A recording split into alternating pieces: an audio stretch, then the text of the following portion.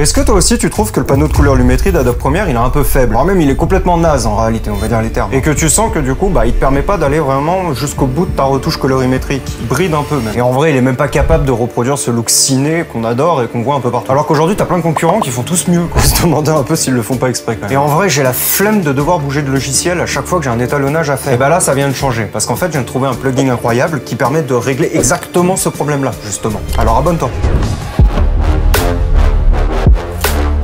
En fait, la puissance de DNSR, c'est qu'il te permet d'appliquer le look ciné que tu veux en un clic. T'as juste à choisir ta caméra et ton profil, et là, t'as plus qu'à choisir parmi les 60 références cinématographiques. Et ça directement dans le plugin, hein. C'est vraiment une dinguerie. Après, t'as tout un tas d'outils pour faire un étalonnage de sniper, hein, comme le Color Density. Lui, en fait, il te permet justement de redonner un peu de pêche aux couleurs sans les saturer. Je l'ai attendu des années, celui-là. Ou encore, t'as l'outil de vignettage aussi. Lui, je l'aime bien parce qu'en fait, il va te recréer un effet optique vintage, si tu veux. C'est façon vieille objectif. Mais les pépites, elles vont vraiment se trouver là, regarde. Dans Film Grain, tu peux reproduire le même grain que sur une pellicule argentique. Donc tu peux choisir du 8, du 16, du 35 mm. T'as aussi le halation ou halation, je sais pas comment ça se prononce. Et lui en fait, je vais te mettre un exemple, c'est vraiment, ça va être cet effet que tu vas avoir entre les hautes et les basses lumières dans les films. Tu sais, ça fait un espèce d'effet de halo. Et bah c'est cet outil pour le faire. T'as le bloom et le damage, ça va être des effets qui vont légèrement dégrader ta vidéo pour reproduire un effet pellicule. Le petit truc de fin, c'est le overscan. Lui je l'aime bien pour pouvoir réaliser des transitions par exemple. Après tout ça là, tu te l'exportes comme une lutte avec le LUT Generator. Et puis c'est terminé. Non mais vraiment sérieux, en fait, t'as plus rien à faire en vrai. Ton étalonneur maison. Je veux dire, le temps de... Enfin, t'imagines le gain de temps. Alors si comme moi, DNSR a titillé ta curiosité, et bah j'ai l'opportunité et la chance de pouvoir t'offrir 10% de réduction avec le code NOVA10. Je vais te le mettre ou en description ou en commentaire épinglé. Et ça soutient la chaîne, donc on dit merci tonton DNSR.